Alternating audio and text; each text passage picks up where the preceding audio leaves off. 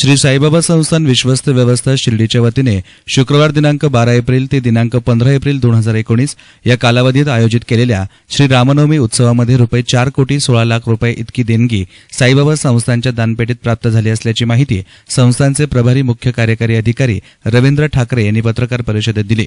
दिनांक 12 एप्रिल ते 15 एप्रिल 2019 या कालावधीत रोख स्वरूपात एकूण रुपये 4,16,00,000 देणगी प्राप्त झाली असून यामध्ये दक्षिणापेटी मोजणी रुपये 1,92,76,000, देणगी counter 98,20,000, debit credit card, online cheque, DD देणगी, मनी ऑर्डर आदी रुपये 1,11,58,000, 198.400 ग्रॅम वजनाचं सोनं रुपये 7,61,000 यासोबतच चांदी आणि 14 देशांचे परकीय चलन अंदाजे रुपये 4,90,860 यांचा समावेश आहे।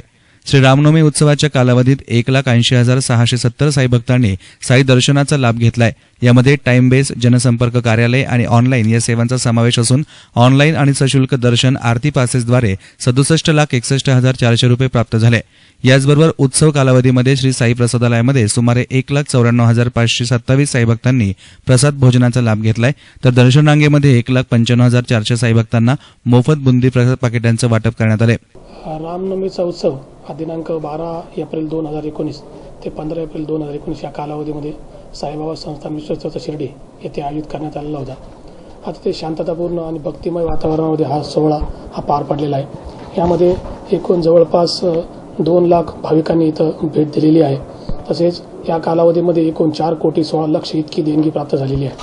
यामध्ये 1,92,00,000 इतकी देणगी जी ती आपल्याला दक्षिण पेटीमध्ये प्राप्त झालेली असून देणगी काउंटरवर 98,00,000 रुपये आपल्याला प्राप्त झालेले आहे। डेबिट कार्ड आणि ऑनलाईनद्वारे 1,11,00,000 इतकी रक्कम प्राप्त झालेली आहे। सोने 198 ग्रॅम प्राप्त झाले असून चांदी ही 410 ग्रॅम प्राप्त झालेली आहे। या कालावधीमध्ये संस्थांमार्फत भक्तांच्या निवासासाठी तसेच पिण्याचे पाणी आणि मोफत बुंदी पाकिट दर्शन रांगेमध्ये याची व्यवस्था करण्यात आली होती। या कालावधीमध्ये संस्थांचे संरक्षण विभाग तसेच जनसंपर्क विभाग आणि इतर सर्व विभागांनी अतिशय मोठ्या प्रमाणात चांगले काम केले असल्यामुळे हा सोहळा चांगला पार पडला आहे। याद्वारे या कालावधीमध्ये ऑनलाईन व सशुल्क दर्शन आहेत त्यामध्ये 67,61,000 इतके रक्कम प्राप्त झालेली आहे।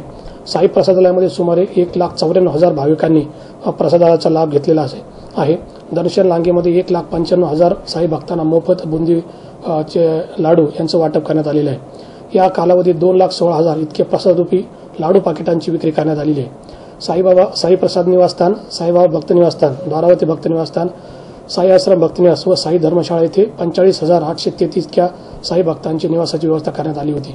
अतिरिक्त निवास व्यवस्थेकरता साई आश्रम फेज 1 तसेच 500 रूम या ठिकाणी तंबू उभारून मंडप देऊन तिथेही 5,000 साई भक्तांची निवासाची सोय करण्यात आली होती।